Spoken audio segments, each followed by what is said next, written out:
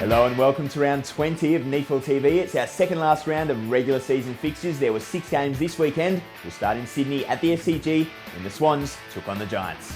These sides played out one of the best games of the season back in round 2 when the Giants prevailed by just 8 points, and early on when the sides traded goals, this one had the makings of a classic. After early majors to Josh Hunt and Sam Reid, draft hopeful Jeremy Finlayson got his first for the Giants and they skipped out to a 15-point lead.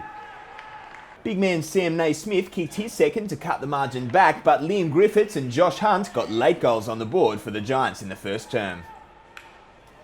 There was a space of behinds to begin the second term before former Western Bulldog Dylan Addison stopped the rot for the Giants. When excitement machine Liam Sumner kicked his first, the Giants skipped out to a 33-point lead, but the Swans cut that margin back to 26 at the main break. The Swans needed a fast start in the third term and they came out firing with veteran Ryan O'Keefe kicking the opening major within the first minute.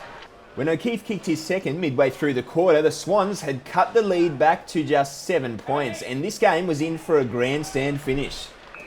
Early goals to Reid and Sumner pushed the Giants' lead back out to 2.5 goals early in the fourth term, but as they had all day, the Swans responded. Young guns and likely draftees Jack Hiscox and Isaac Heaney were absolutely brilliant in the fourth term for the Swans. Hiscox kicked a goal to get them back to within a couple of points before 2 behinds from him put them back into the lead. A Tom Mitchell behind late was enough for Sydney to eke out a 1-point win in one of the best games of the year, the Swans winning 78-77.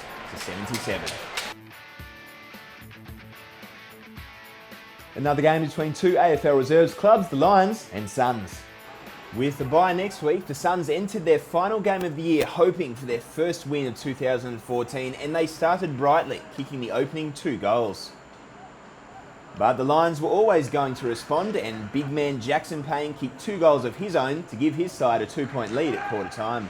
Gold Coast veteran Tom Murphy kicked his second goal early in the second term to give the Suns back the lead before Jackson Payne got his third and Ryan Lester kicked one for the Lions to take back the ascendancy. The third term always shaped as decisive, and it was the Lions who well and truly took control. Kicking 4 unanswered goals, Jackson Payne got his 4th. When Payne kicked his 5th in the opening minute of the final term, the margin was out to 48 points, and this result was well and truly sealed. A late goal to Mitch Golby pushed the margin out to 59 points. The Lions came out 95-36 wins. Now we go to Canberra and Belconnen host Southport. With Belconnen hitting form in recent weeks and the Sharks hit by a few injuries, this match shaped as a close one, but it was Southport who got on the board early through goals to Josh Baxter and Wade Mills. But as quickly as the Sharks got those first 2, Belconnen hit back with Simon Curtis and Chris York goaling. 2 late goals in the first term, including Baxter's second, got the Sharks out to a healthy lead before Belconnen kicked the first major of the second term. The Magpies were starting to dominate in open play, and Daniel Posh and then James Bennett finished off the good work in front of goal.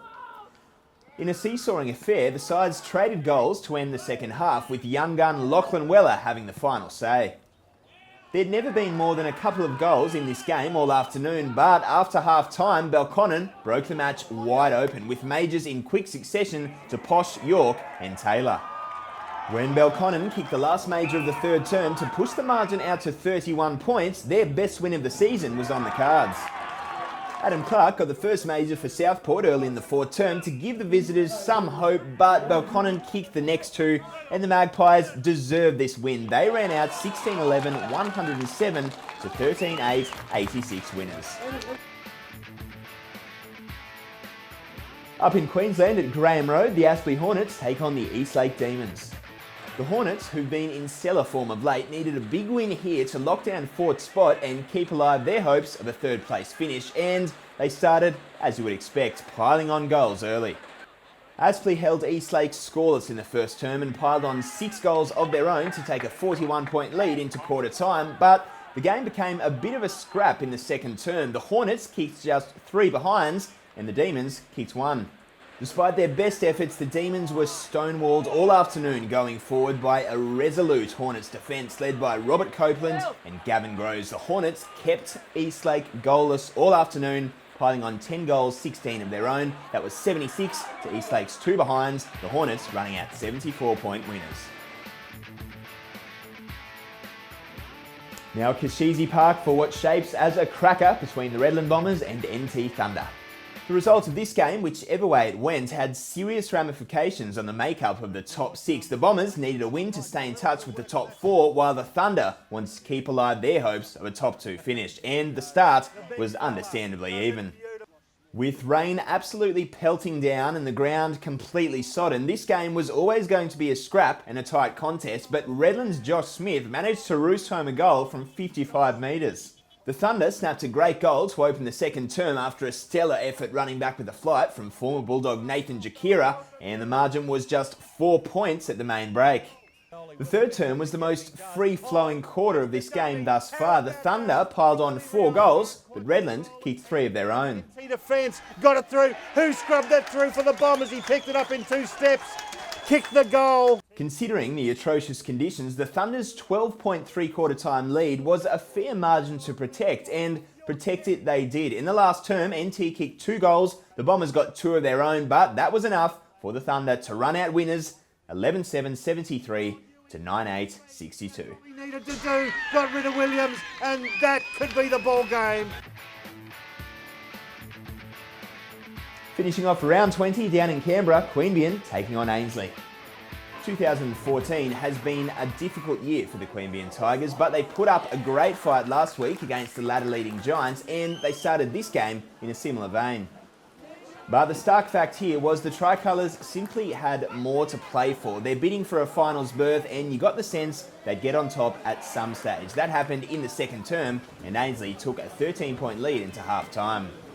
But this game took an unexpected turn after half-time as Queanbeyan came roaring back into the contest, kicking 3 goals to 1 and overturning that lead, leading by 2 points at three-quarter time.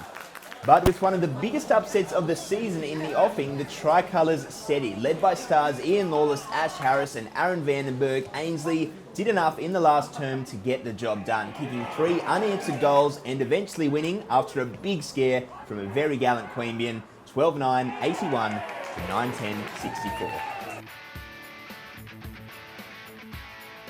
Some big changes to the ladder after that round of football. It's the Thunder out on top, ahead of the Giants, Swans, Aspley, Redland and Ainslie. Then it's the Students, Southport, the Lions, Hills Eagles, Belconnen, Queanbeyan, Eastlake and the Gold Coast Suns. To our last round of regular season fixtures, Southport and Sydney University. Then it's the Giants and Lions, Redland and Aspley, Ainslie and Belconnen, Queanbeyan and Eastlake, the Sydney Hills Eagles and the Sydney Swans, and the Suns and Thunder have a bye. That's all we've got time for this week's NEAFL TV. Keep an eye out for next week where we'll have a special edition from the NEAFL Awards Night. I'm Sam Canavan. See you next time.